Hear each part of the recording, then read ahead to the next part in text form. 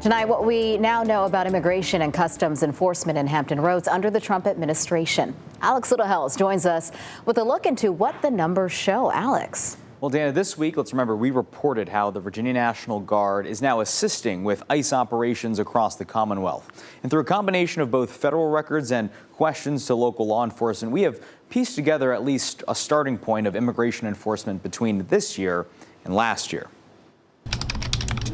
An analysis of publicly requested federal data reveals the increasing rate of detainers issued by Immigration and Customs Enforcement within Hampton Roads. Obligation, which is to share this data on a regular basis so that the public can understand immigration enforcement policy.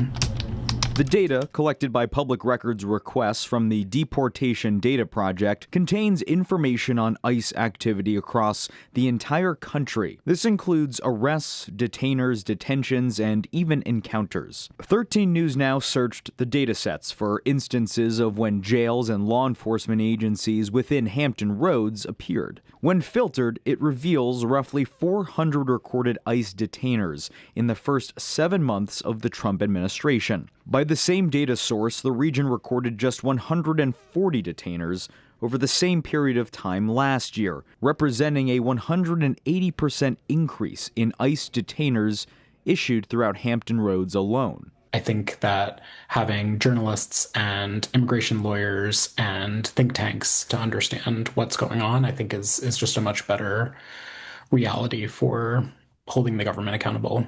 Graham Blair, a University of California professor and co-director of the project, says they've collected the data since 2023. He notes the federal government's data may be different than what agencies have on record. For example, spokespersons for the Virginia Beach and Chesapeake Sheriff's Offices, as well as the Virginia Peninsula Regional Jail, all acknowledged more than 50 ICE detainers respectively this year. But those numbers vary from what the data project uncovered.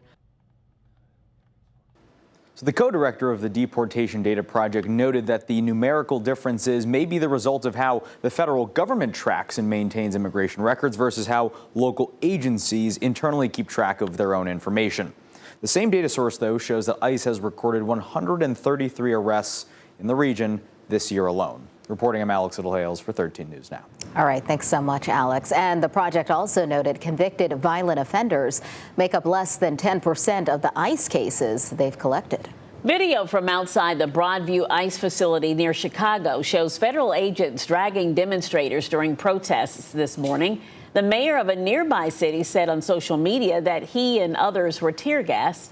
Several people were taken into custody. The facility has been a focal point for protests since the Trump administration launched its Operation Midway Blitz, during which 400 people have been arrested so far.